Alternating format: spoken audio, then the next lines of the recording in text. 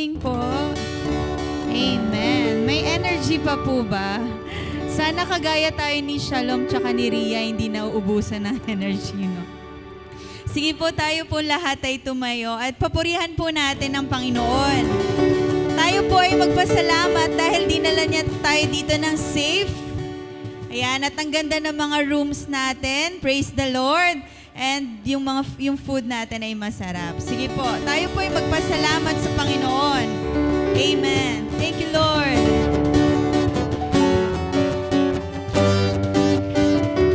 Salamat sa iyo, Diyos. Napakabuti mo, Panginoon. Hallelujah.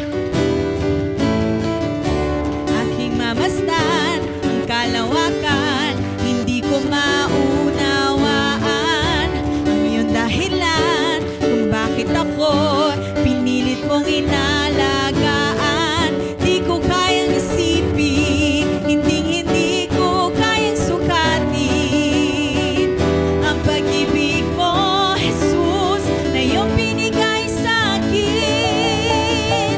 Salamat, salamat, O Jesus, sa pag-ibig mo. Walang ibang nagmahal sa akin ng katulad mo. Salamat, salamat, O Jesus, sa pag-ibig mo. Ako'y magsasaya sa piling mo. Minsan pa kung aking mamasdan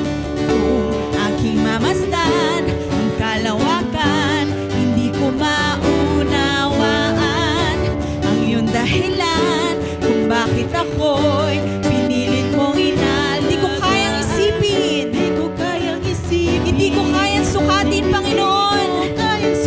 Ang pag-ibig mo, Diyos, ang pag-ibig mo, Jesus, na iyong binigay sa akin. Salamat, salamat, salamat, O Jesus, sa pag-ibig mo.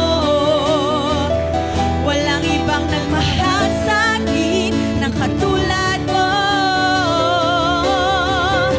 Salamat, salamat, O Jesus, sa pag-ibig mo. Ako'y magsasaya sa piling mo. Kung may pagsubok man o kagipitan, ako ay may lalapitan. Ang pangalan niya ay Jesus. Aking sandigan, hindi mo ko pababayaan. Di ko kayang isipin, hindi ko kayang sukatin ang pag-ibig mo, Panginoon.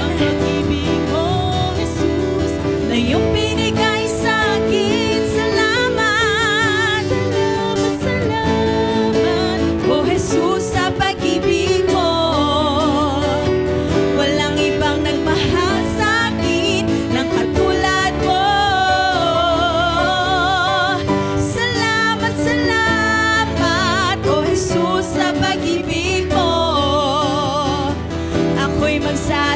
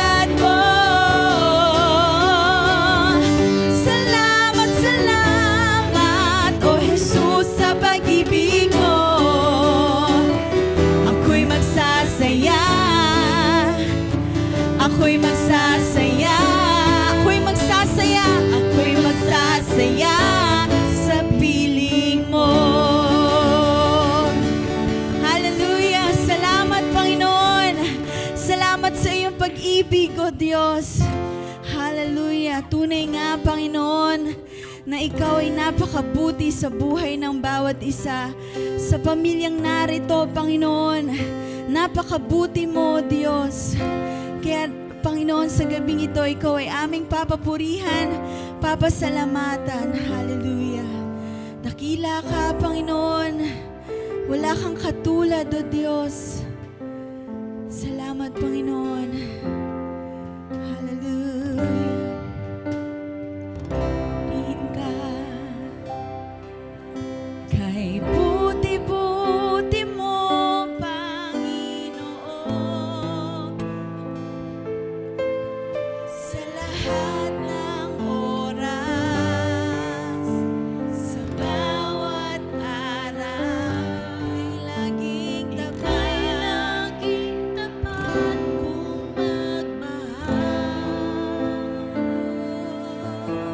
Ang iyong gawa ay magpawalang hanggan. Sige po, sambitin mo ito sa gabing ito. Kay buti-buti mo, Panginoon. Buti mo, Panginoon.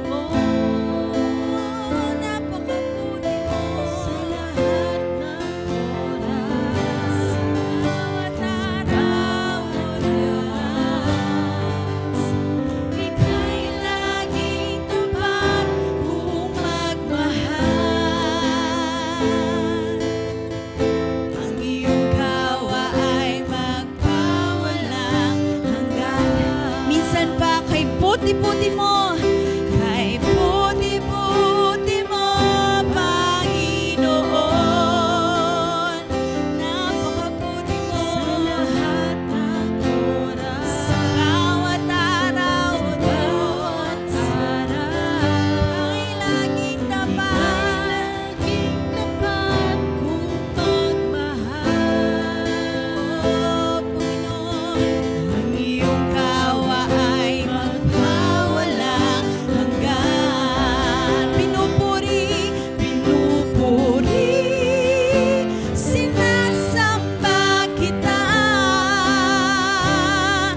Dakilang Diyos at Panginoon. Tunay nga Ika'y walang katulad.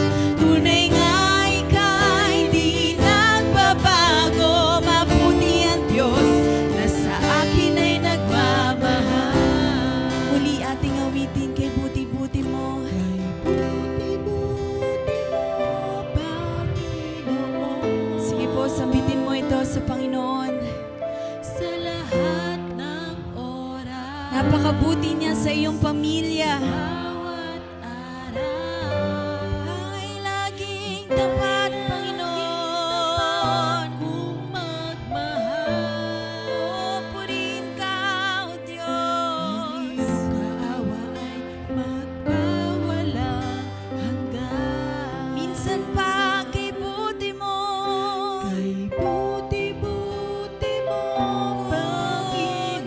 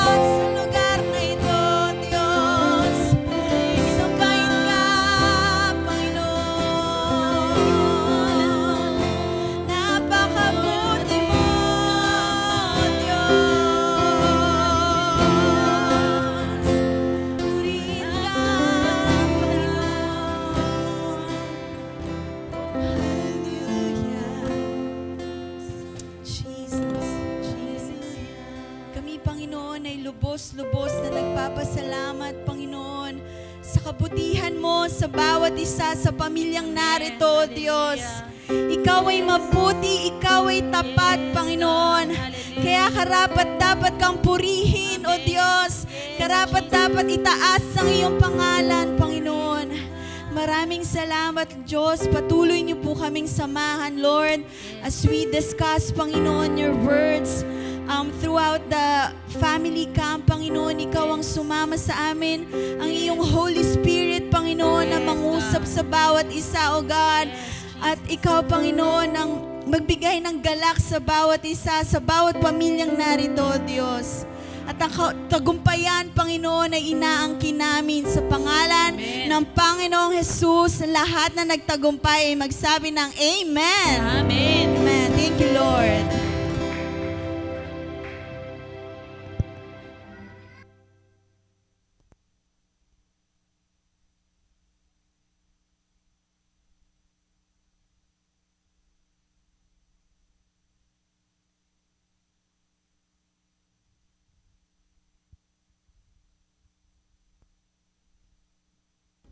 Praise God. Hallelujah. Purihin ang Panginoon. Amen. Napakaganda ang panimula ng Diyos kanina sa ating praying together, growing together. Amen.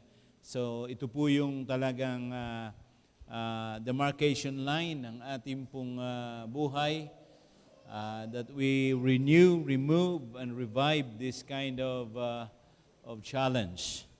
At sa pagkakataong ito, alam ko may mga plano na po. Si nanay, si tatay, si parents. Ang mahalaga, una talaga ang mga magulang mag-establish ng prayer time, prayer life po nila. Hallelujah. Well, ang ating pong pinaka-text dito po sa ating, thank you, sa ating growing together, isa sa mga goals at saka objective ng Apostle Paul sa Book of Ephesians. Ito po yung sinasabi nating Ephesians chapter 4, verse 14 to verse number 16. So ito po yung dahilan bakit kailangan po nating ito, ang paglago ng sabay-sabay. Hindi pwede yung maiwan ng napakatagal o maiwan ang paglago ng isa dahil ito po ay makakapagbigay abala, makakapagbigay hadlang o sagabal sa mga plano ng Diyos. Allow me to read dito po sa Ephesians chapter 4 at verse number, simulan natin sa verse 11. And He gave some apostles, and some are prophets, some are evangelists, and some are pastors and teachers, for the equipping of the saints, for the work of service, to the building up of the body of Christ, until we all attain the unity of faith and of the knowledge of the Son of God, pagkakaisa sa pananampalataya, pagkakilanlan sa anak ng Diyos, na magiging mature o magiging ikangang sinasabi nating fully grown, to be to the measure of the stature which belongs to the fullness of Christ. Dito na po ang mangyayari. As a result, we are no longer to be children. Hindi na tayo magiging bata sa pananampalataya na binabali-bali lamang ng hangin o tossed here and there by waves of carried about the every wind of doctrine, of the trickery of men, by craftiness of deceitful scheming.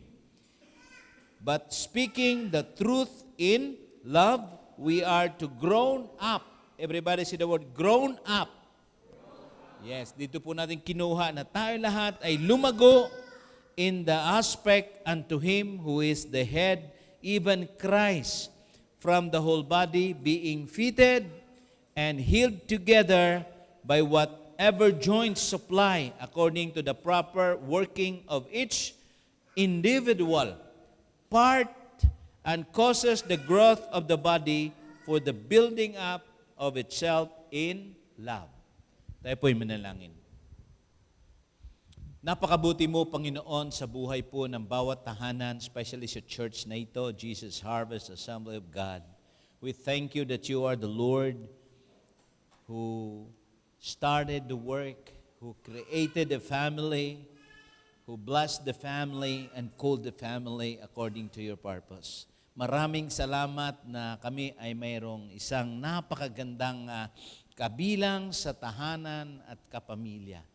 Lord, dalangin namin na kami ay sabay-sabay lumago sa pag-aaral sa iyong salita sa gabing ito.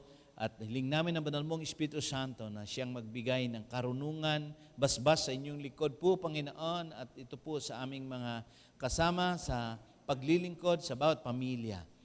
Ito po ng aming dalangin, Ama, sa pangalan ng Panginoong Hesus. Lahat ng pinagpapala ng Diyos magsabi ng Amen. Amen. Hallelujah. Praise God. Thank you, Lord. Ang isang nais ko po na maiparating sa bawat isa sa atin, especially sa inyo po as a family, na maintindihan natin na ang pamilya, number one, a family is a call by God. A call for the Lord. Hallelujah. At ang sabi nga po rito, mga kapatid, that call ay very special kasi nagsisimula yan sa mula pagkabata. And God created every circumstances na meron siyang binubuo na magiging pamilya na siyang magdadala ng kanyang layunin at ng kanyang mga pangako at kanyang mga tipan sa ating mga kapanahunan. So walang aksidente, walang coincidence, kundi it is all the very purpose of God na siya yung napang-asawa mo, siya yung naging pamilya mo, siya yung naging magulang mo, at ikaw yung naging anak, at ikaw, di ba, and so on and so forth, because God, in every generation, in every family, there would be a genealogy of every person called by God to be a family and to have this covenant with the Lord in the fulfillment of every words and every promise in every year, in every life, in every generation. So this is what we are dealing with. Na ito ngayon, salamat sa Panginoon, na sa pamilya, kung titingnan natin, God is unlimited. God is all-knowing. Alam niya kung sino ang pwede. Sino ang, sino ang nararapat. Bagamat walang perfect husband, walang perfect wife, walang perfect children, walang perfect parents. But merong perfect chemistry kapag nagsama-sama. Amen po? Hindi mabuo ang plano ng Diyos sa iyong kapanahunan kung wala ang pamilya. Ito ang gawa ng God kung paano niya buuhin yan.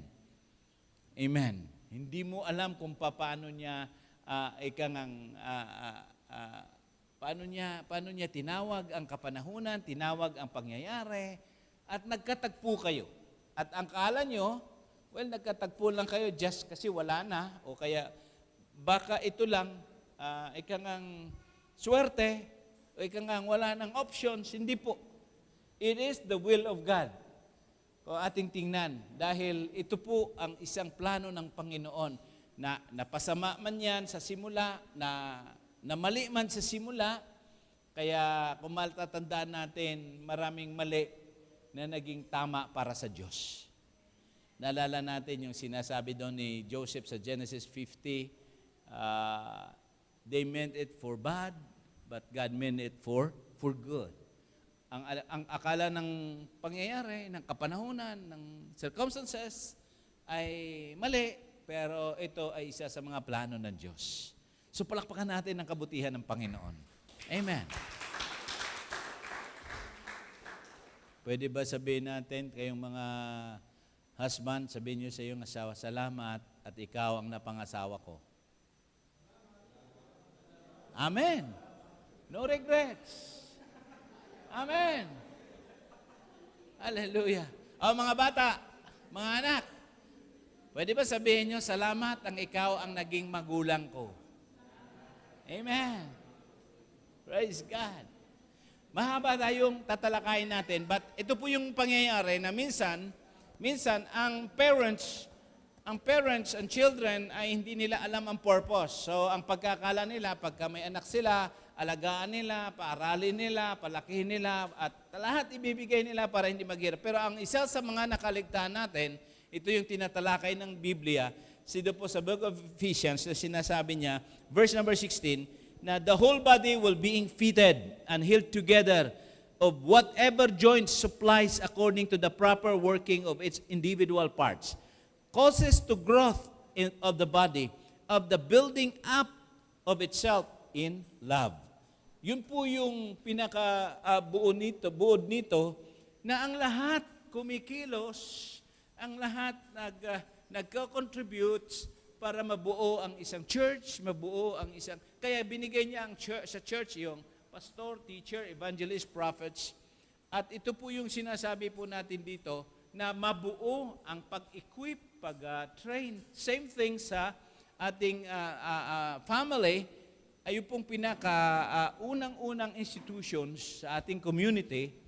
Kaso lang nakakalungkot sa atin dahil ang pamilya sa ngayon, mayroong anak, walang parents. May parents, walang anak. Nakakaligtaan ang pinakamahalaga, ang purpose ng pamilya. Kaya hindi yung nagpamilya ka at iwanan mo yung anak mo o iwanan mo yung parents mo. Hindi, minsan andun ang deception ng enemy. Kaya dito, minarapat ng Panginoon in the very Old Testament palaang, nagsimula na kung paano igabay at paano ituwid ang mga failure ng Israelites. Alam mo na fail sila, nakaligtaan nila, unang-una, alam niyo kung anong failure nila? Ang failure nila from the very start, kung sisimulan mo, dito nagsimula sa time kung saan si Jacob nandaya. Diba? Kinuha niya yung blessings na hindi nararapat sa kanya. O either, God meant it for bad, o people meant it for bad, but God meant it for good.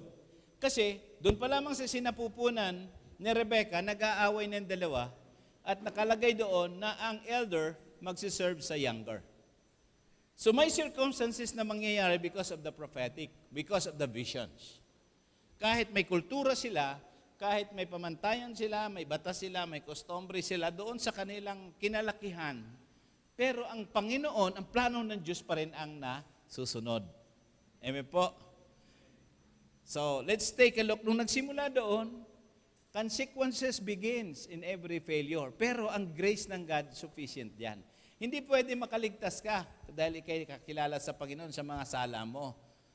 Iba yung kasalanan na pinatawad din ng God, iba yung sa pagkakamali because may consequences yan. At ang consequences, doon ka matututo. Doon mo maaral, doon ka maging mature na hindi mo na uulitin. Ilan sa inyo nakakagat nyo yung labi nyo pag kumakain kayo?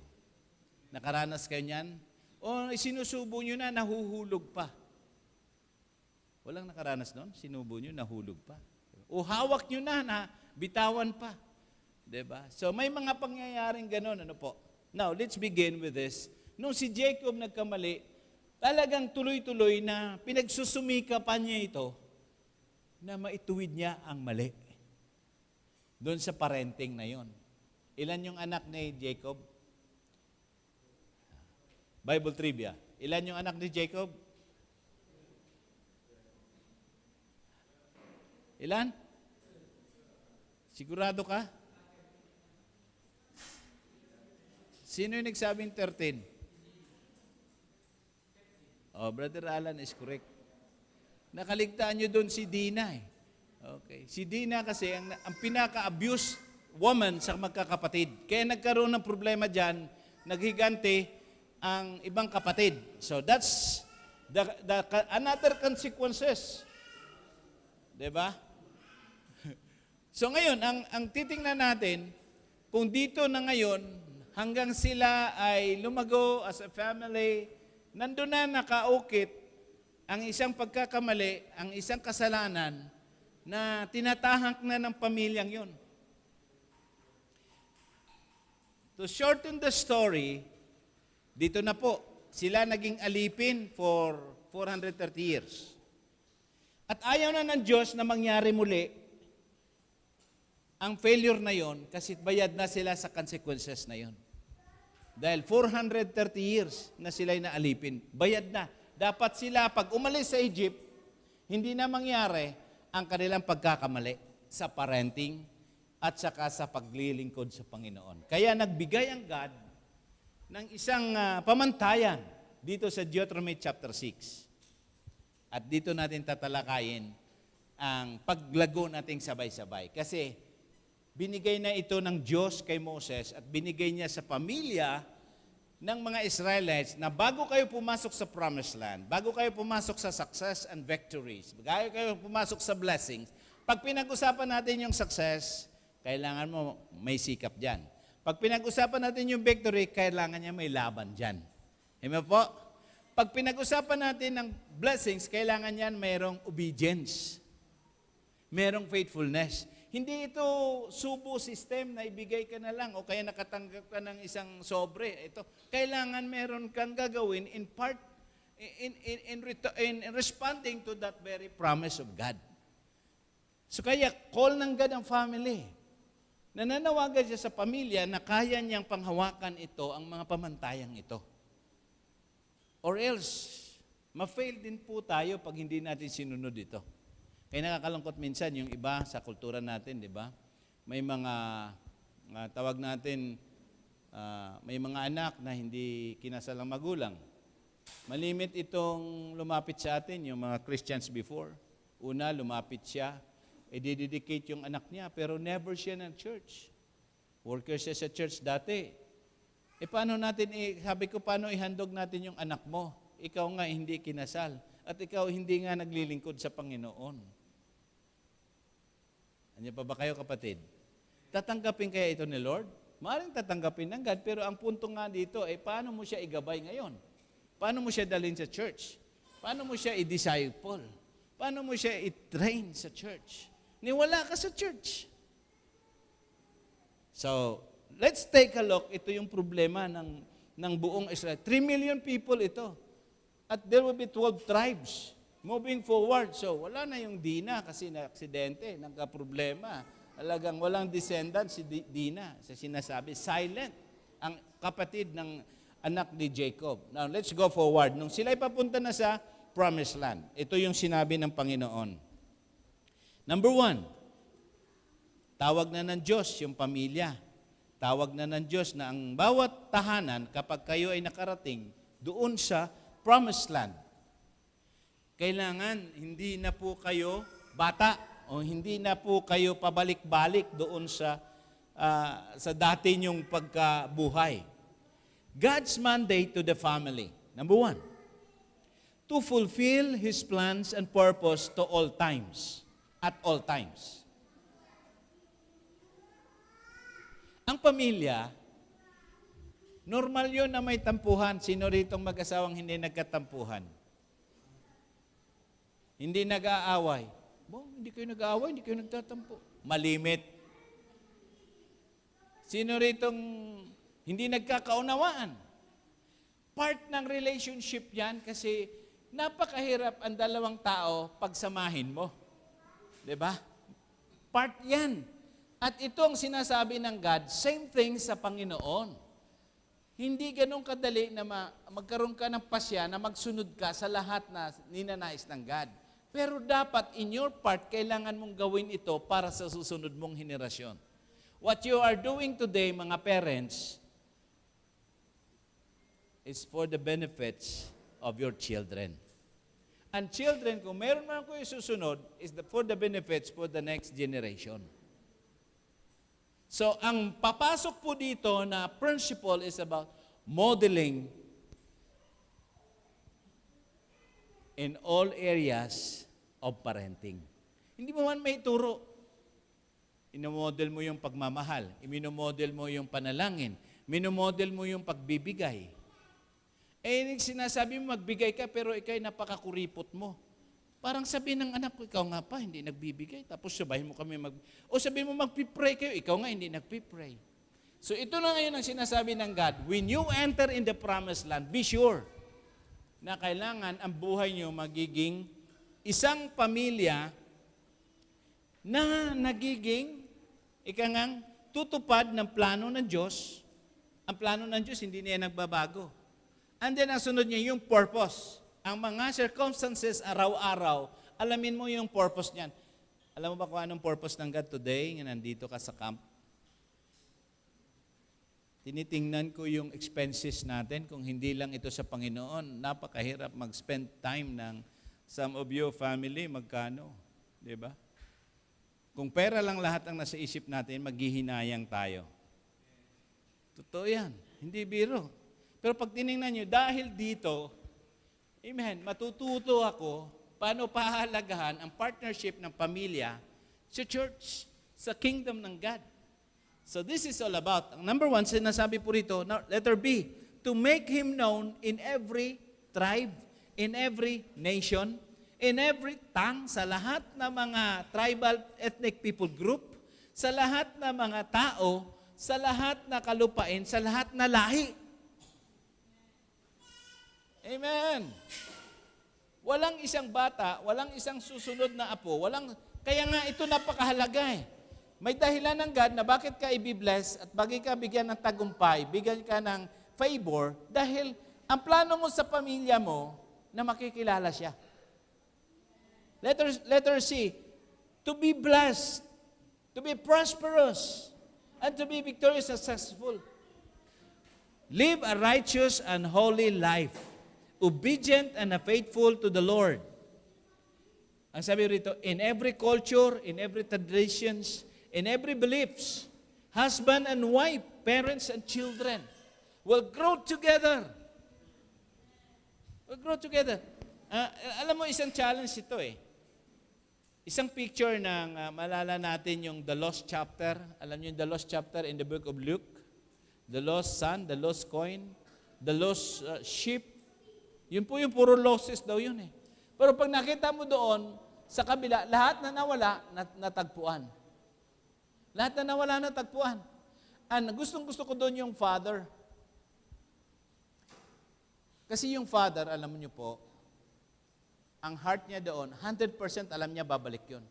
Dahil may itinanim siya sa anak niya na hindi niya makakalimutan. Yung pundasyon. Mamaya, bukas tatalakayin ito ng mga guest speaker natin from the Republic of Harvest. Kaya binigay ko sa kanila. Talagang 100% nasabi ng God, itong tatlong mandate na ito. At ito po sa Deuteronomy chapter 6. Pakinggan natin. If you have your Bibles with you. Kaya susunod talagang balik tayo doon sa scripture na may bit-bit ka laging Bible. Okay. Deuteronomy chapter 6. Now this is the commandment and statutes and the judgments which the Lord your God has commanded me to teach you, that you might do to them in the land where you are going over to possess it. Bago ka pa makarating sa pinakatugatog mong tagumpay, o pag dumating ka doon kung saan ka man, kailangan be sure na hindi ka lalayo sa pinagsimulan mo sa pananampalataya sa Diyos. Verse 2, so that you and your sons and your grandsons, ikaw at ang iyong apo, ay yung anak at ang iyong apo, magkaroon ng takot sa Diyos na sundin na may katapatan to keep all the statutes and His commandments which I commanded you all the days of your, ba? All the days of your life, and that your days may be prolonged. Hahaba all the days of your life. Habang nasunod ka sa Panginoon, hindi yung talagang penitensya na, hindi yung sakripisyo na pilit. You enjoy life whatever your circumstances. Kapos ka man, sobra man, you enjoy life. Iba po yung nakikilala mo at nasusunod mong kalooban ng Panginoon. Verse 3, O Israel, should you listen and be careful to do it? Gawin mo ito, and it may be well with you, and that you may multiply greatly. Hallelujah. Just as the Lord, the God of your fathers has promised you in the land flowing with milk and honey. Don't have a conception dito na ang pupuntahan nila yung hihintayin na lang nila dumadaloy ang pulot at ang gata. Hindi po. Ibig sabihin, the fertile land, maganda ang ang agricultural land, maganda ang livestock, 'di ba? Ito yung buhay na sinasabi na ng God sa kanila eh. Ito yung pangako ng Diyos eh. So yun din ang patutunguhan ng pamilya mo. Yun din ang patutunguhan ng buhay mo. Kaya kung ikaw pa ay single, mga single, I would say to you, makihana ka sa buhay mo. Amen? Kung kanina dito ka si Hana, makihana ka, makipagtipan ka sa Diyos. Lord, amen. Huwag naman, Lord, 40 years old ako. Kung pwede ngayon, ready na ako. Amen. Pero pag hindi ka pa ready, i-pray mo, Lord, sa panahon. Ibig sabihin, make a vow in your prayers. Hindi pwede yung, na lang, by accident. Hindi pwede. Dahil ang plano ng God talaga dito, magkaroon ka ng sarili mong pamilya. Sinasuggest ng God from the very start of the book of Genesis, hindi maganda na nag-iisa ka.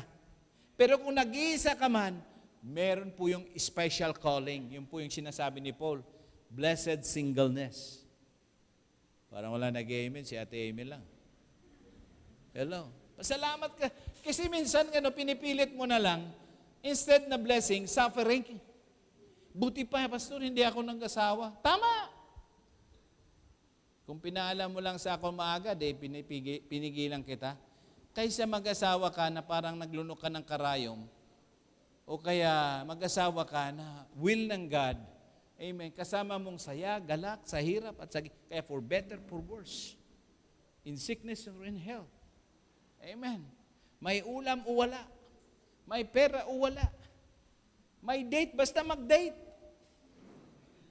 Minsan wala ng pera, wala ng date. Enjoy that kind of life. So ito yung pangako ng Panginoon eh. Okay, itong mandate ng God. That you need to grow in understanding about the very purpose of your life for the next 5 years, for the next 10 years. Hallelujah. Dati may worker po tayo, si Annalyn Conserman. 40 years old. Ang church niya sa Manawag, Jesus Harvest Assembly. Nagpipray siya talaga, pero imposible na talaga mangyari. May dinala ang God sa kanya, 6'5", 6'6". Malaking mama. Nanligaw sa kanya. Hindi pa nag-propose, nagsabi na siya, thy will be done. Nasa Amerika na siya. Yun nga lang, hindi niya alam kung magkaanak pa siya. Pero andun may pamilya siya. Okay, let's move forward. Verse number 5, you shall love the Lord your God with all your heart, with all your soul, with all your might. These words which I command you today shall be on your, everybody say the word, heart. Kasi ang salita ng Diyos, inuulit-ulit ng Panginoon, that time kasi, di ba, nung sila ay nandoon sa wilderness, nakalagay sa tablet. Basta nandun lang, nabasa nila. Ngayon, sinasabi ng God, kailangan nasa puso. Kasi ang mandate ng God sa buhay mo, ganito eh. Amen? Na magiging, what you call this, prosperous ka, magiging prolong ang buhay mo. And then, verse 7. You shall teach them diligently to your sons, and shall talk to them when you sit in your house, and when you walk by the way, and when you lie down, and when you rise up. Ito yung content ng family discipleship. Hello. Sa probinsya dati, nung may lolo ako, si Florentino Cuenca, napakatalinong tao, kaso lang sinasabi niya, isa akong failure, malawak yung lupain niya, talagang naubos sa sugal. Oo, tinataya niya yung 100 na puno ng nyug. Yun. Kanya baka makabawi. Meron pa akong 200, tinaya uli yung 100. Hanggang naubos niya ang mga niyog. Ibig sabihin, pagka naubos niya ang niyog, kasama yung lupa. Nandun ang niyog sa lupa eh. Sabi niya, sundin mo lang lagi ang sinasabi ko. Huwag mong sundin ang nangyayari sa akin. Parang mahirap, ano po? Dahil tayo ay sa ngayon, nakikita natin, na-observe natin kung ano ang nangyayari sa buhay sa mga sinasabi niya. Amen po? Tingnan mo. Kaya isa sa mga missions ng Panginoon mamaya dito, na gagawin kanyang patunay. Amen? Gagawin kanyang patunay ang pamilya. Tingnan mo yung pamilya na yan. Halos ang sahod na yan, kulang. Pero tingnan mo ang buhay nila. Yun ang mga patunay ng Panginoon yan. Kaya kailangan mo ituturo niyan sa mga anak mo. Anak, eto tayo. Dito tayo tinawag. Ito yung buhay natin. Ganito ka magtiwala. Ganito kasi magtiwala tatay mo. Ganito kasi magtiwala nanay mo. Ito yun. Amen po ba? You will teach that to the children. Then, verse number 8. Itali mo sa kanilang mga kamay. You shall bind them as a sign on your hand, and you shall be on the frontals of your forehead. You shall write them on the doorpost of your house and on the gates. Isulat mo mga verses, mga talata. Ilagay mo doon sa mga, di ba, kamay, o kaya ilagay mo doon sa mga noo na ito ang salita ng Diyos. Purihin ang Panginoon. Eh sa atin, ang nilagay natin doon yung mga palaypay, ang mga palaspas o mga ribulto. Ilagay natin yung salita ng Diyos. Amen? So next, sabi po rito, and you shall write on the door, verse 10. Then it shall come about when the Lord your God brings you into the land, at pag ikay dinala doon sa lupay na yon, na pinangako ng Diyos sa iyong mga ninuno, si Abraham, sabi doon, si Isaac, si Jacob, to give you great and splendid cities which you did not build. Ito, mana na ito. Hindi mo pinaghirapan. Pag pinagkaloob ng God na magkaroon tayo ng church lot, ang magbibinipisyo nito ng lubos-lubos, si Rhea at saka si Shalom at saka si Hannah. Bakit kayo? Ang pinaghirapan nyo lahat, sino nagbibinipisyo niyan? Yung mga anak nyo. Hello? O ikaw nanay, ikaw tatay, nagpagawa ka ng bahay na napakaganda. Ilang taon na ititira mo doon dahil ang anak mo na susunod? Dito ba kayo? Bumili ka ng lupain. Para kanino yon? Sa'yo? Hindi yan sa'yo. Sa susunod na henerasyon. Nagpundar ka ng ministry. Kaya ang prayer ko, Lord, wag naman sana na si Duty pang magpastor dito. Hello? Si Asher, baka pwede. Kasi wala laging pamilya niya, kaya pag uwi mo, yun ipipreach mo doon. Sayang, lahat na. Kumbaga lahat na pagod mo doon para sa anak mo, edukasyon, pera, lahat na tapos wala kang spiritual responsibilities. Sayang lang ang lahat na pinundar mo sa buhay after all, di ba? Andyan pa ba kayo mga minamahal?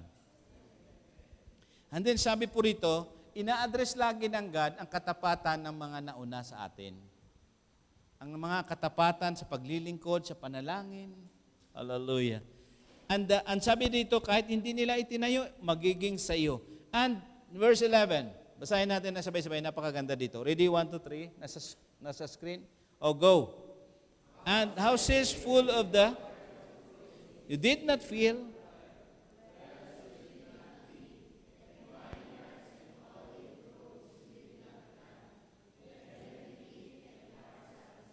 amen. Ito yung warning, verse 12. Then watch yourself, that you do not forget the Lord who brought you out from the land of Egypt, out of the house of slavery. You shall fear only the Lord your God, and you shall worship Him and swear by His name. Amen. Hallelujah. Yun po yung mandate ng God. Naalala natin ang Panginoon, di ba? May inutos din siya. Ang Panginoong Jesus na sinasabi niya doon, "Come and follow me, and I will make you fishers of men." And sabi niya, "Come and follow me, and I will build mansions in the heaven.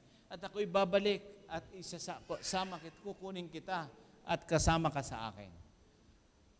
Parang mahirap paniniwalaan, pero ito walang sinabi ang salita ng Diyos na hindi mangyayari. Number 2, why God called a family? Sabi po rito, because God's missions, hallelujah, put in every family. Walang ibang gawain ng Panginoon na makakagawa, kundi lamang ang God-fearing family. Di pa ba kayo, kapatid? Balikan ko ang dati kong illustration. Naalala ko si Jonathan Edwards in, I think, 1700s. Meron siyang kababata during the time. Si Jonathan Edwards, ang kanyang sinimulan na pamilya ay may takot sa Diyos, naglilingkod sa Diyos, nagpapagamit sa Diyos. At sa kanilang lahi, hanggang sa ngayon, isang legacy. In fact, makikita mo doon yung kanyang school, ang kanyang lahi, puro abogado, puro gagamit-gamit siya. Pero yung kababata niyang basagolero, hanggang ngayon sa Amerika, bawat kulungan, pag tin-raise up nila, may kalahi noon doon sa kababata ni Jonathan Edwards. Mahalaga ang genealogy. Buti na lang, hallelujah, purihin ng Diyos, nakakilala tayo sa Kanya. Kaya pwede baguhin ng God ang takbo ng buhay natin, kahit bagamat nagkamali tayo. Kung binago ng God si Jacob at naging bansang Israel, inugnay niya ang buhay ni Joseph. At napakaganda. Kaya ang mga pangalan ng grupo nyo, magkadugtong-dugtong yan eh. Judah, Joseph, Jacob, at saka, ano yung isa? Joshua. Lahat yan, letter J. Amen. Purihin ng Panginoon. Dahil ang pamilya ay may mandate at may missions. Itong missions nito, basahin ko. Number 1, a family can build a strong foundation of a home. Iba ang house kaysa home. Diba? Pag pinag-usapan ng home, it speaks about love, speaks about yung values, speaks about respect, speaks about life. Pag pinag-usapan yung house, nandun ang lahat, pera, kagamitan, walang pag-ibig, walang pagmamahal, hindi nag-uusap, hindi nagkakaroon ng sinasabi nating concerns and values and respects and honor sa bawat isa. Kaya isa doon na ang pamilya dapat mabuo, founded in love. Amen. Now, inasign sa akin yung about, ano ba yun? Growing in emotions. Ito talaga tayo napakahirap ang Pilip. Kasi very na komplikado buhay natin eh. Lalo na sa buhay kinalakihan ko. Hindi ko alam kung paano express ang pagmamahal ng isang tatay. Wala akong tatay eh. Oo. Kung 1960s ka na ikay broken home o anak ka sa labas, grabe ang rejection sa'yo. Kasi walang gaano 1960s. Ngayon, pasalamat ka kung may nanay at tatay ka sa ngayon. Oh. Ang iba nga, ang dami ng anak, hindi pa kasal eh. Tinatanggap kasi ng lipunan.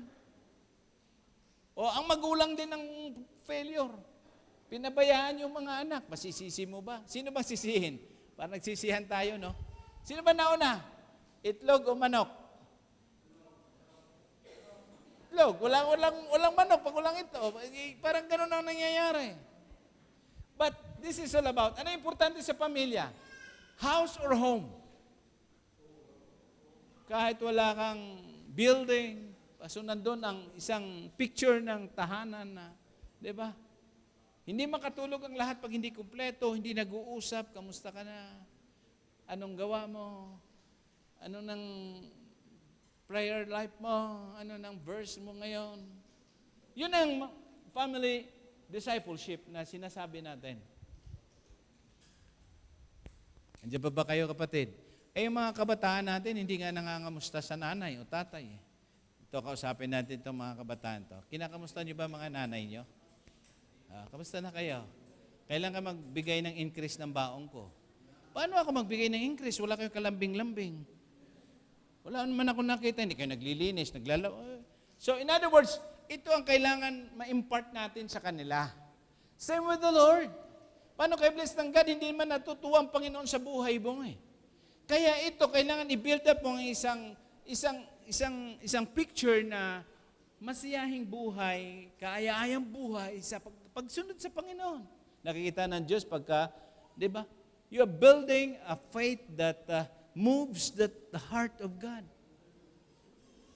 Next mandate is about, sabi ng God, ang sunod na missions ng God, a family who can pass the baton to the ministry of faith, who can transmit, transfer, inherit the spiritual responsibilities for the next generation.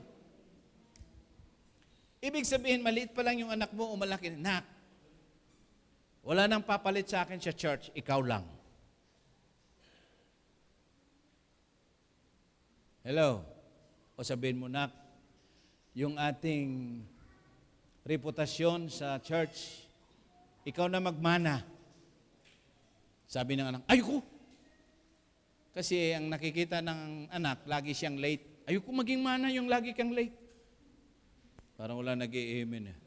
O ayoko magmana, lagi ka nagre-reklamo. O kaya ayoko magmana, lagi kang kulang, lagi kang... O naririnig ng batang haba naman ng preaching ni pastor. Diba? Ito yung isa sa mga missions na kailangan ikaw ang pamilya, ikaw ang tatay, ikaw yung nagdadala ng baton. Alam niyo yung baton? Because a family is a race. Sabi ni Paul sa Hebrews chapter 12, let's lay aside every weight. Let us run the race. Na magaan, let's fix our eyes on the Lord. Pag may problema na, nangingisay ka na, anong gagawin mo?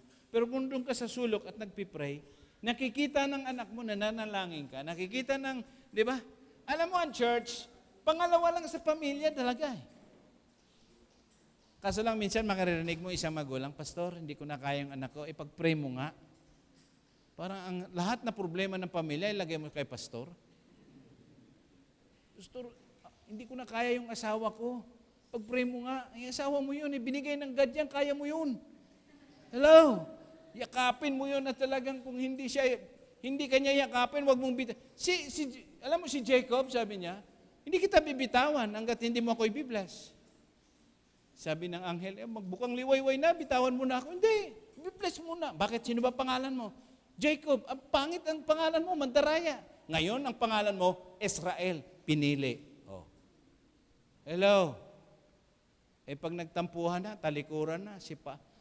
Hindi, huwag ka papayag. Sikat ang araw na hindi kayo magkasundo. Huwag na yung lulubog. Ang haba ng orasyon, hindi mo pa lumubog. Pag sikat na ng araw. Hello? So this is how God is giving us a challenge. May baton ka na dala-dala.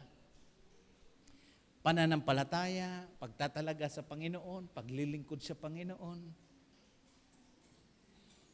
Nung nag-reunion ng mga pares na doon, nakikita ko doon yung... Ako nabibless ako doon sa kapatid nila ni si Pastor Ray. Ang anak niya, 4 na babae. Mula sa extra small, alam niyo na sunod? Yung bunso, yun ang pinakamalaki. Yung pinakabata. Talagang, pero pag sumayaw, akala mo walang buto. Sabi ko, anong legacy nila? Ang pagsayaw. Grabe, magaling talaga sumayaw yung pamilyang yon. Dahil siguro kay Pastor Ray. Purihin ng Panginoon ang legacy nila ng paglilingkod. Ganun din sila sa camp nila. Mas mahal yung camp nila kaysa sa atin. Oo. Siyempre, iba tayo. Iba yung taga-harvest, di ba? Iba yung taga-harvest. Tingnan nyo yung kwarto nyo. Parang wala man hindi kayo masaya sa kwarto nyo. Balik na lang tayo doon sa tolda. Ganda ng rooms nyo, no? Ganda, no? Ganon kayo kamahal ng God. Ganon ang mga kabataan, kayo dinadala dito para sa susunod. Kayo na. Kayo nang mag-coordinate, kayo nang mangaral. Kami na lang nakaupo at sasabihin namin, taga-harvest yan. Naranasan nyo yung ganyan? Proud na proud ka. Ganyan pag tumagon ang Panginoon sa iyo.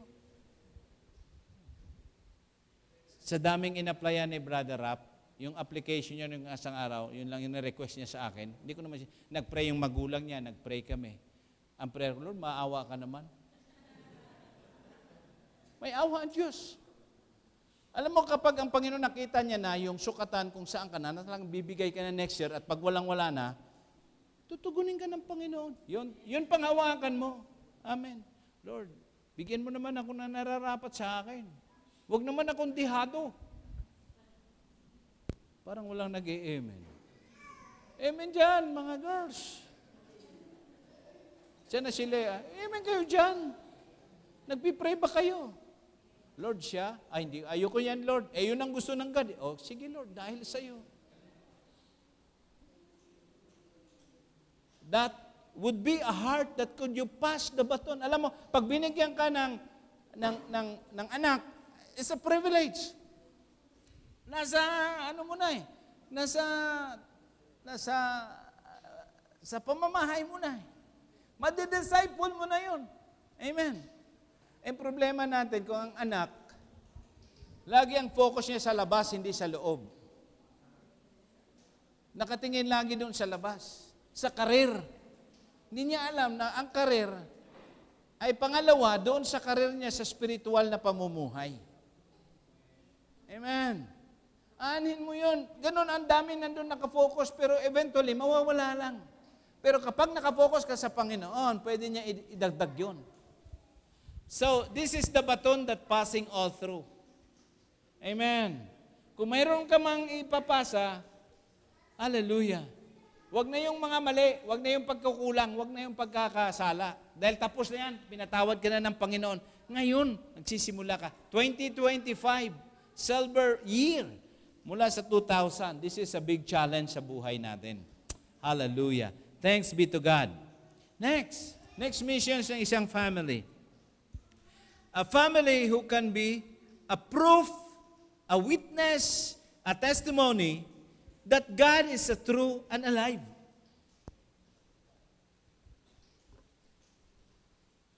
Sino makapatunay nun? Ako makakapatunay kung sa atin lang, hindi natin kaya, bayaran dito. Kahit ikaw nga magbakasyon dito, hindi mo kaya. Totoo yun. Amen? Ang ulam natin, 3. May dessert pa. Yung kanin, hindi naman ulam yun eh. Nakapunta kayo dito.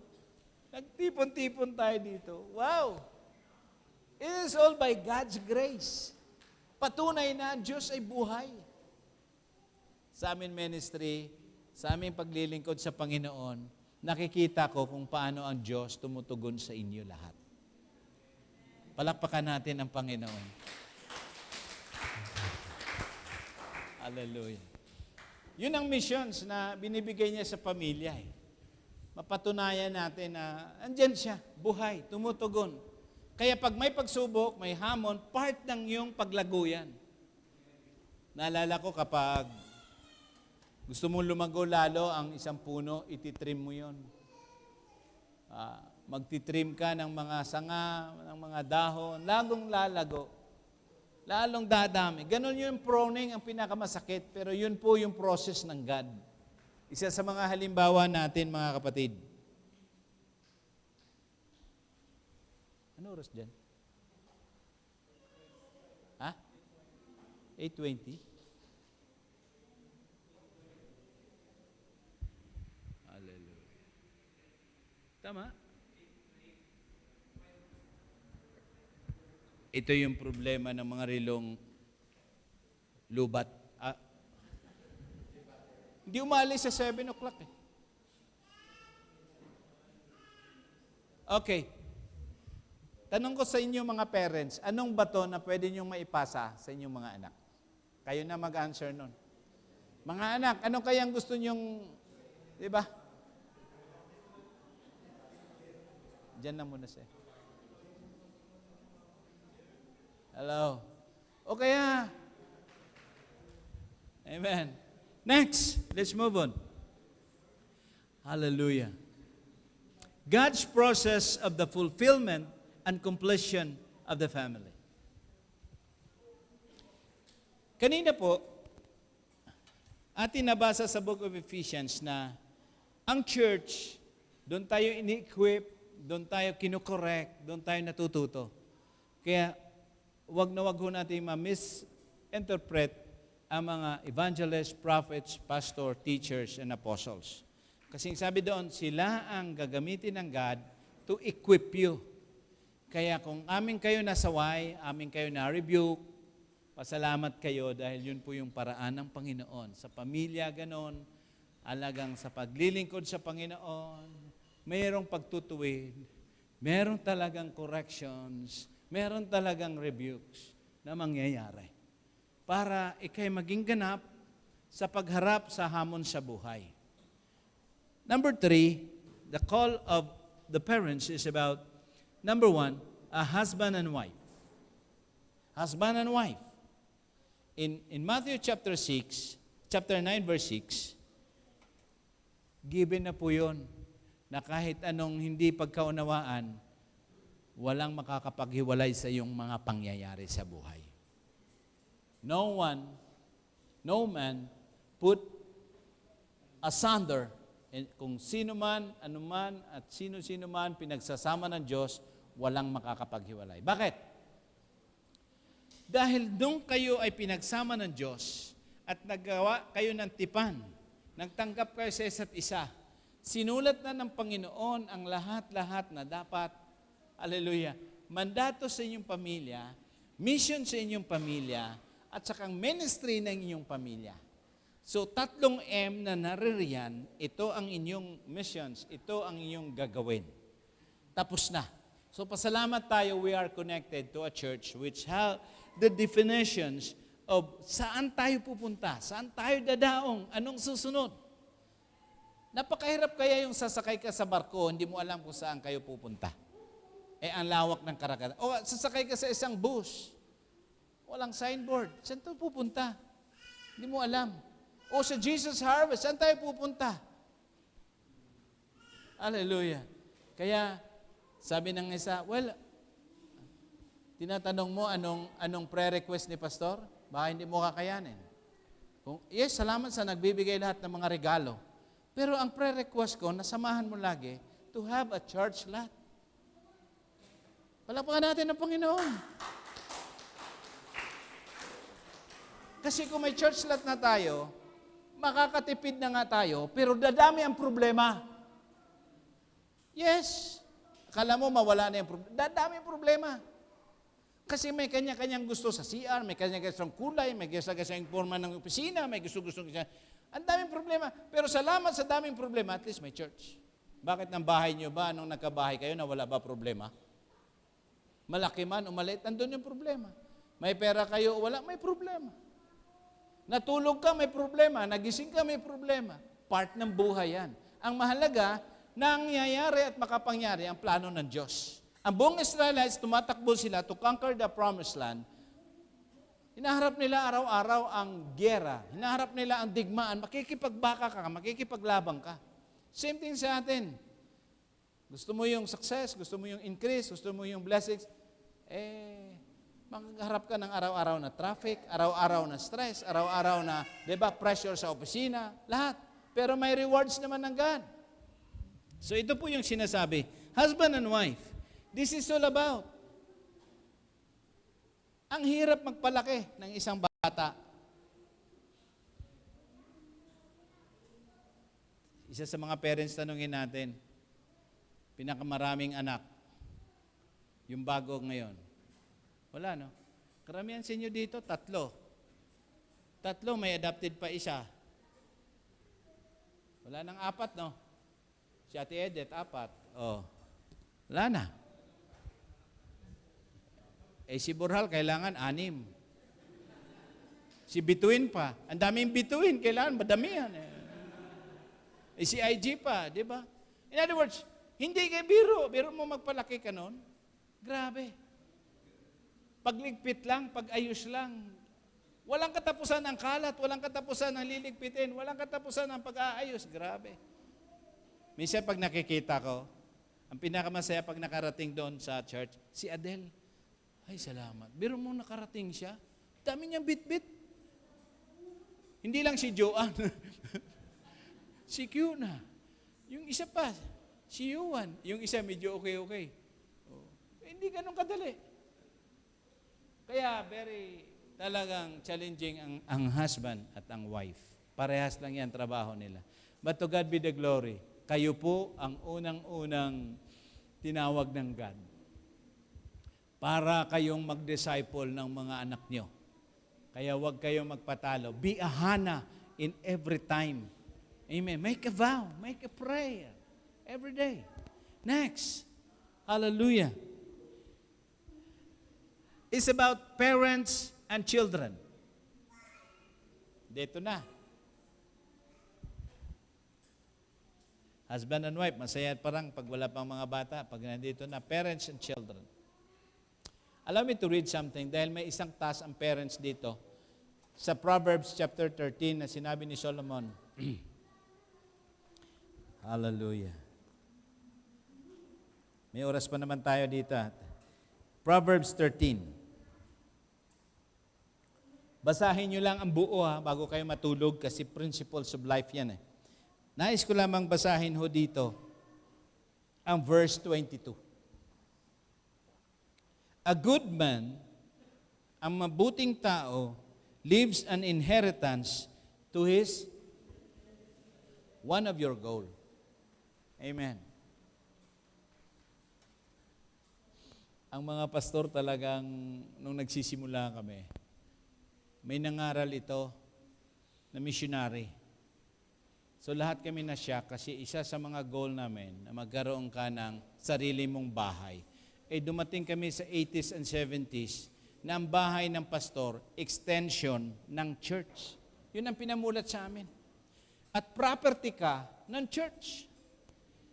Kaya talagang ang mga anak mo talagang ayaw na mag-church. Buong buhay nila nandun na sila.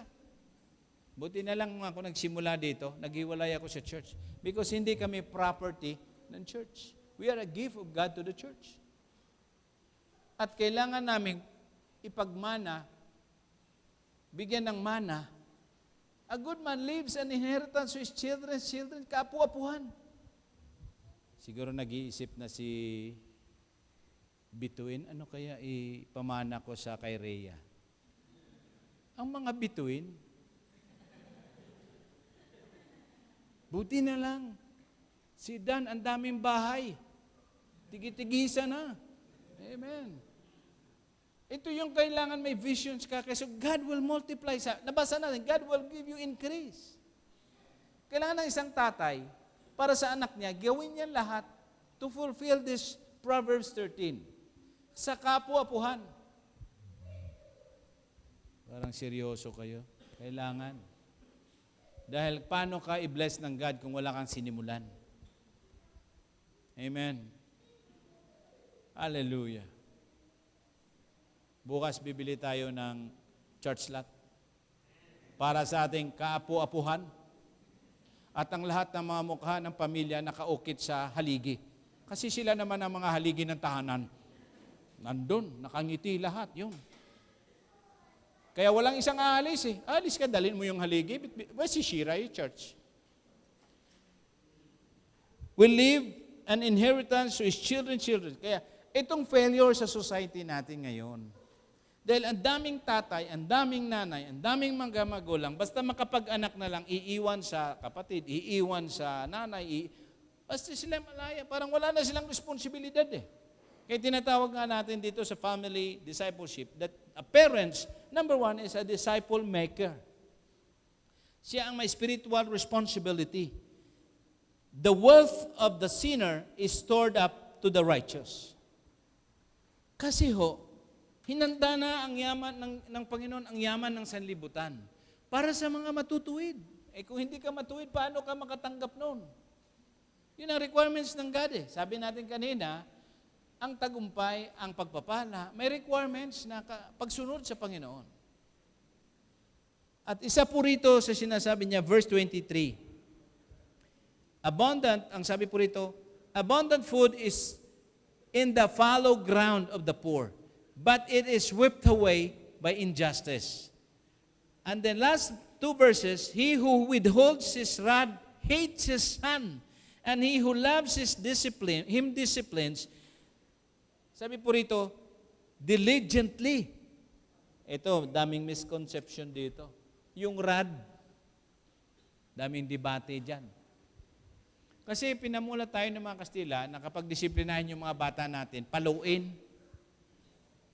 Ang rod dyan, in the Bible context, yun po yung tungkod ng isang tatay na nakaukit lahat dyan, yung mga pamantayan ng Diyos. Hindi yan ipalo, kundi ituro. Kaya the Word of God is profitable for teaching, for rebuking, for correcting, for training.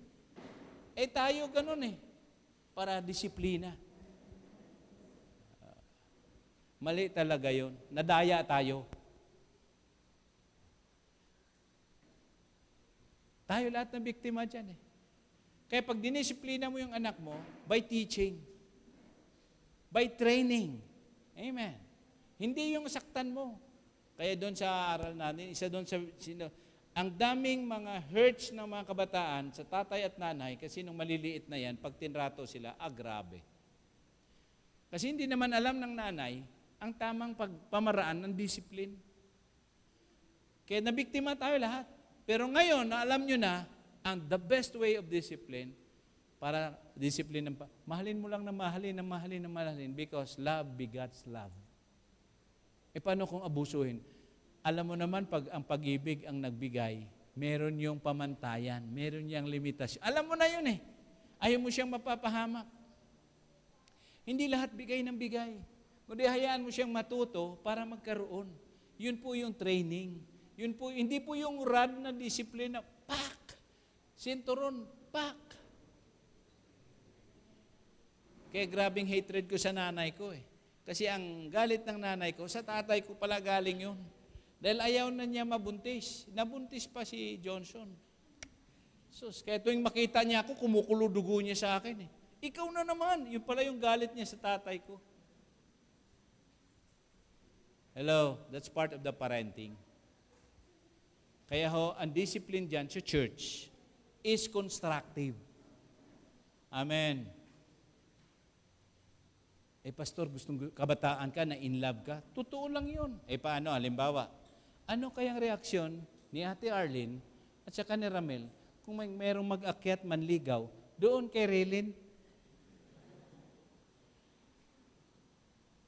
Oh, anak na ano ka na? Welcome, halika. Anong dala mo? Tsokolate, bulaklak, pagkaya. Halika. Handa ka na ba magpakasal bukas? Hindi pa. Umuwi ka na. Hindi ka pwede. Ganon dapat. Hindi ka pa pala handa eh. Pero kung handa ka na, punta tayo kay pastor bukas. Hindi pa naman siya handa eh. Diba? Kaso mali tayo eh. Kaya yung tao, ito yung word na kailangan nating may wisdom dyan eh. Kaya ako, may girlfriend ako marami, pero napili lang ko ng isa.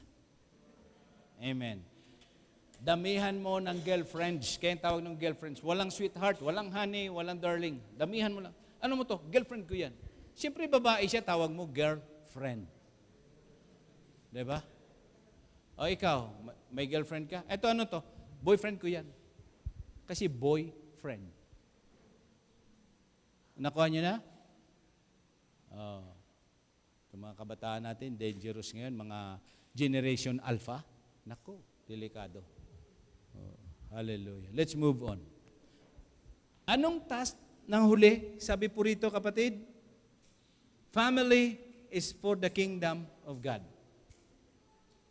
Walang perfect family, progressive, pero ang sabi ng Panginoon, seek you first His kingdom and all these things. Hindi lang dyan financial eh. Wisdom nandyan. Pag-ibig, all these things shall be added eh. Things shall be added. Joy nariyan. Peace nandiyan. All these things shall be added. Yung bang gulong-gulo ka na, hindi mo na alam kung sinong uunahin mong bayaran, nag-pray ka, Lord. Sana dumating ka na ngayon. Hello? Dami mong problema. Ang prayer mo ngayon, Lord, darating ka na. Para wala nang problema. Hindi. Hindi wisdom yun yung prayer. Lord, maging matatag ako sa iyo dahil walang unos na nananatili. Saglit lang yon. Kaya mga minamahal, you are, to all parents today, tita, auntie, you are in a status of a parents, so advices na riyan, counsel na riyan, corrections na riyan, rebukes na riyan, training na riyan. Amen. Lalo na kayong mga elders sa church, pag may nakita kayo, payo, panalangin. Amen. Kasi nakikita natin yung magiging resulta, nakikita natin yung magiging ikang kapahamakan. So here comes the mandate of God. Here comes the missions of the Lord sa pamilya. Here comes yung pong ministry ng pamilya. Kailangan nating i-connect ang ating buong sambayanan sa church. Dahil ang church, ang agency ng God na makapangyaring lahat niyang pangako sa iyo. And tonight, ito yung isang challenge sa buhay natin. Take note, isa sa mga baton na kailangan mong ipasa. Hallelujah. Meron akong isang kaibigan na talagang splits ang parents. So siya rin meron nagkahiwa-hiwalay na. At the end of the day, hinanap niya ito lahat-lahat. At humingi siya ng tawad. Kasi naghiwalay sila na misis niya, nag-asawa siya uli, si misis niya, walang asawa, and so on and so forth. Inipon niya ang mga anak niya. At alam niyo, tuwing kami magkikita-kita ng mga anak niya, sasabihin, alam mo, isang legacy ng tatay namin, yun po yung humility and forgiveness. Hindi namin makakalimutan. Kung meron mang gusto at nais nating hindi makakalimutan ang kasaysayan sa ating paglilingkod sa Panginoon, ikaw lang ang makakapagtugon yan. Ikaw lang ang meron yan na alam mo. Kung meron man, hallelujah. Kaya hindi ito trivia. Kapag nagtaas ang kamay, alam niyo na kung sino yan. Nagtaas ang boses, alam niyo yan. Kasi ganyan siya magpuri, ganyan siya magsamba sa Panginoon, ganyan siya maglingkod sa Panginoon. So mga minahal, ngayong gabi, it's our turning point for this call of God as a family. Hindi ito task ng church, task ng parents ito. Children, task niyo po ito. Na kayo, i-encourage niyo yung magulang niyo. Kung mali, hindi naman lahat mali, hindi naman lahat tama. Pero minsan, kumikilos ang God sa mga anak. Doon po sa Bible, napakaraming pagkilos ng God sa mga anak. Isa sa mga gusto kong bukas i-share ang about David and Solomon. Talagang napakalalim ang kanilang nagiging discipleship program. Nakakalungkot lang kahit na disciple si Solomon, sumablay siya. Pero alam ko bumalik siya sa Panginoon kasi ang kanyang mga sinulat patungkol sa Songs of Songs, patungkol sa Ecclesiastes, patungkol sa Proverbs, patungkol sa Book of Psalms, makikita natin it's all about family. It's all about God. So this evening, bago tayo magwakas, it's our prayer time. Let's all stand and let's worship the Lord. One thing, let's dedicate our family. You young people, ipag-pray niyo yung parents niyo. Ipag-pray natin, parents, ang ating mga anak. Hallelujah. That would be a baton. It would be a transmittal of your commitments, of your ministries, of your gifts to your children's children. The character, the attitude, and the behavior all throughout the circumstances. Lord, we thank you for this evening. We ask your anointing. Move again in this place, Lord. Marami pagkukulang ang bawat isa sa amin. Hindi lahat naming maibigay o may pagkaloob sa aming mga anak. But then, nakikita nila ang aming katapatan. Nakikita nila ang aming dedikasyon. Nakikita nila ang aming puso. We welcome you today, Lord. In Jesus' name. Sa ating mga parents, tayo magpasalamat sa kabutihan ng Panginoon na narating ng mga anak natin ang buhay na kaya-aya, buhay na sagana, buhay na pagpapala. Pag nakikita natin, mga anak, yung mga magulang natin, pinagpapala sila ng Diyos dahil nag-extend sila ng kanilang puso, lakas, panalangin, tiyaga, na tayo ay madala sa church. Tayo ay may church. We thank you, Lord. Come in this place, oh God. Alam mo, all throughout the families of the Bible, lagi ko nakikita at nababasa when the Holy Spirit moved in the heart of every family. Nung kumilos ang Banal na Espiritu Santo sa buhay ni King David, sa buhay ni Jesse, yung kanyang tatay, sa buhay ni Boaz, sa buhay ni Ruth. Alam niyo po, minamahal, mayroong 4 na babae na hindi Hudyo, they are Gentiles. Ibig sabihin, hindi sila pinili, tinawag ng Panginoon, na part ng genealogy ng Panginoong Jesus. Una si Tamar, yung wife ni Judah. Sunod si Rahab, yung prostitutes. Sunod si Ruth. Sunod si Bathsheba, the wife of Uriah. Hindi pwede limitahan ang God sa kanyang plano sa iyo. Minsan may pangyayari, yung partner mo sa buhay hindi mananampalataya. Pero that would be the time na hindi pwede limitahan ang sovereignty ng God. Kaya niya gumawa ng kaparaanan. Gaya niya gumawa ng mga circumstances. O kaya may panahon na yung resources mo kinakapos. So, pero may plano ka sa Panginoon.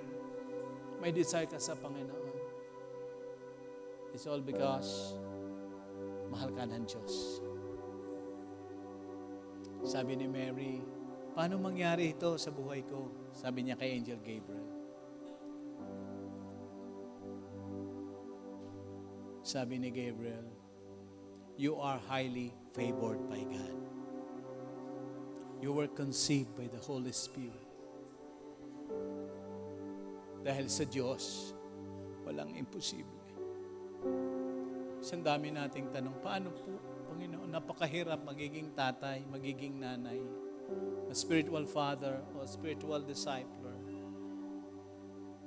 Just open your heart to God. Just surrender your life to God. So that yung susunod mong henerasyon, susunod mong kilos, susunod mong pagpapasya will be guided and anointed by the Lord. Heavenly Father, we are here today. We humble our hearts. We ask forgiveness of this year 2024. Maring may mga lapses, failures, may mga mistakes, may mga decisions kaming nagkamali. Pero ngayong gabi, Lord, nais naming magbalik loob sa iyo. Nais muli naming simulan ang takbo ng pamilya, ng mandate mo, Lord, na makikilala ka sa amin. Ang missions namin, Lord, na mangyayari ang mga pangako mo sa buhay namin.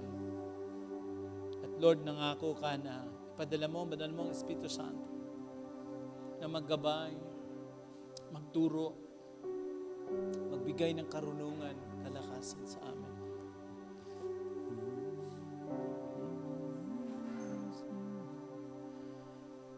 Let's close our eyes, shall come to the Lord right now and say, God,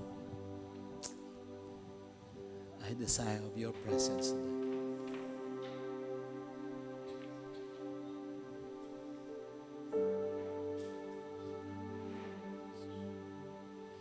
To my heart today. Forgive me, Lord. Let's ask first forgiveness to the Lord. Jacob was there asking for forgiveness of those sins. And God changed his whole life. David, when he failed, said, Lord, create in me a clean heart. Renew a right spirit within me. Restore the joy of my salvation.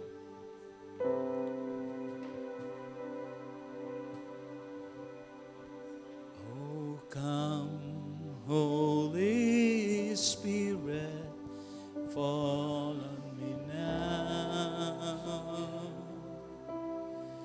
I need your anointing. Come in your power. I love you, Holy Spirit. I love you, Holy Spirit. You're captivating my soul. And every day I grow to love you more. Sing it again. Come, Holy Spirit.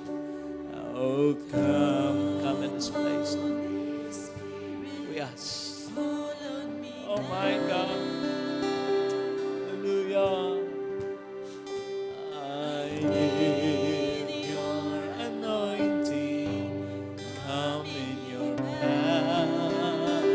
I love you, Lord Jesus. I love you, Holy Spirit. You're captivating my soul. And every day I grow to love you more. I'm reaching for your heart. You hold my life in your hands, drawing me closer to you. I feel your power in me. Nothing could compares to this place where I can see you face to face.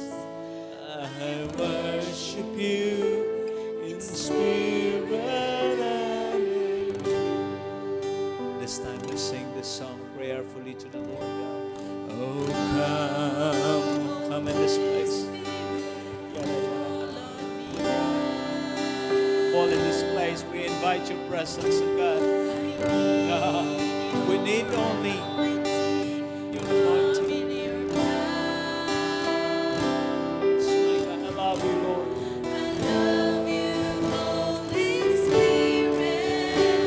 You're captivating my soul.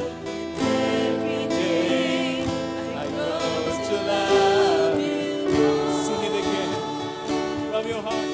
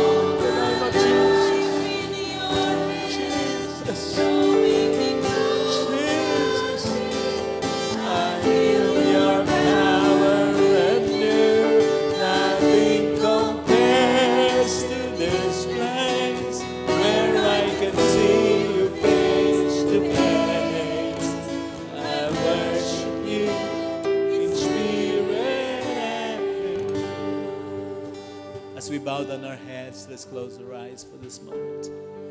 I do believe and I discern the presence of the Almighty God today. He wants to speak through your heart. He wants to speak to your life today. Because God called you as a parent. God's called you as a children. Come, just open your heart and say, God, I ask your anointing. I ask your infilling of your presence.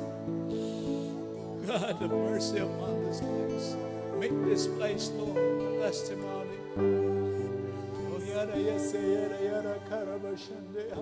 Yada, yada, karabashandea, kayada, bashandea. Hallelujah, hallelujah, hallelujah.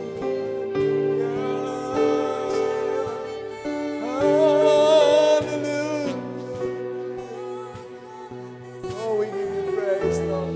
Surrender it to you, God. Come in this place of worship. In the name of Jesus. Come on, say. This time, nais ko pong bawat isa ay manalangin ng personal na panalangin sa Panginoon. Hilingin mo na muli ang paghipo ng Banal na Espiritu Santo sa puso mo. Ipagkaloob ng Diyos ngayong gabi. Pagkamat hindi tayo perfect dito sa ating parenting, dito po sa ating pagsunod sa Panginoon. Bilang mga kabataan, this time we will work hand in hand with our parents today to be part of the fulfillment of God's plan in our family today. Just allow God and say, God, I hunger for you. In the name of Jesus. In the name of Jesus. Hallelujah. Come on, let's worship your name alone. We worship you, Jesus. Hallelujah. Hallelujah.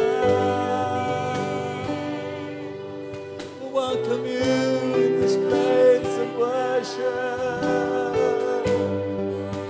We welcome you today, O Lord.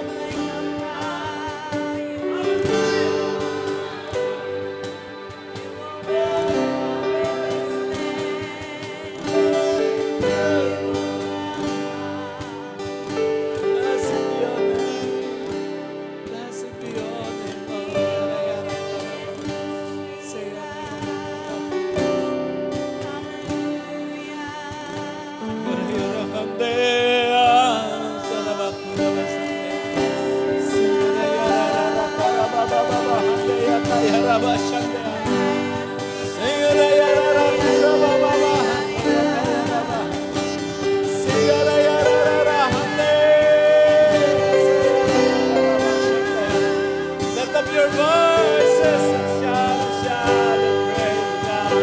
We bless your name, Lord. Give you praise and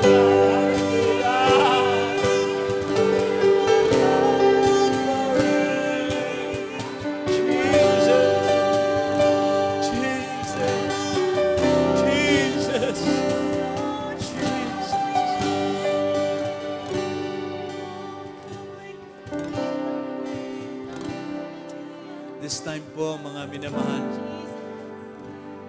this another challenge and call of God. Could we step a step of faith?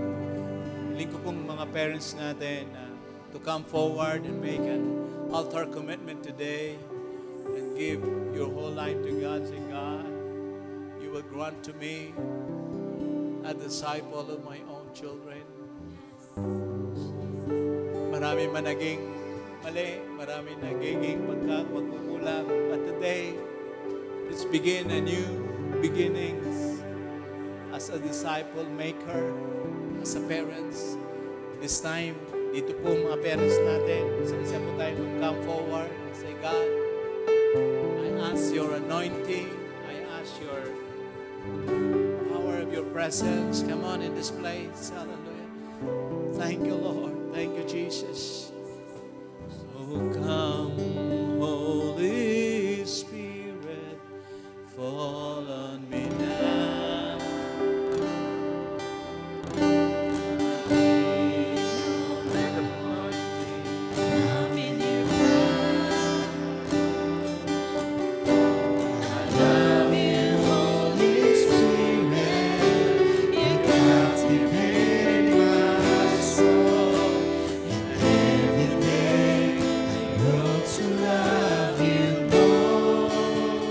Come, Holy Spirit.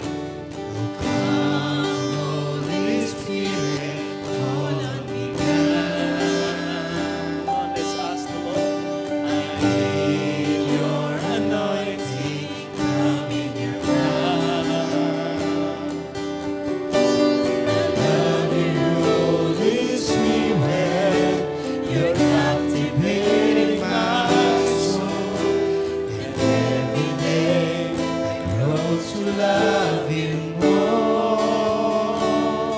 I'm reaching for your heart. Yes. You hold my life in your hands, drawing me closer to you. I feel your power in you. Nothing compares to this place where I can see face to face. I worship you in spirit and in truth.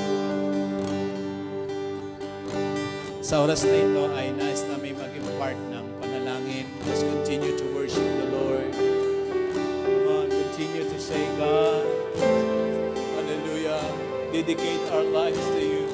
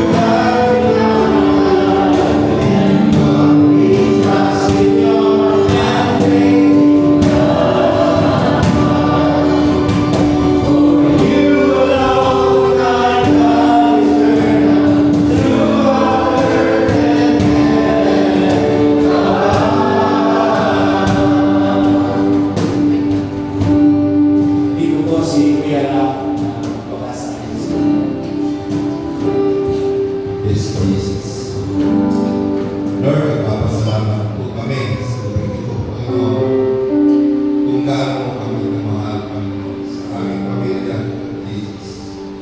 Salamat, Lord, sa iyong mga salita, Panginoon, na ito ay nagbigay ng kalakasan sa amin bilang pamilya, Panginoon. Lord, tunay na ikaw ang aming Diyos na totoo na hindi nagbabago sa amin, Panginoon. Salamat,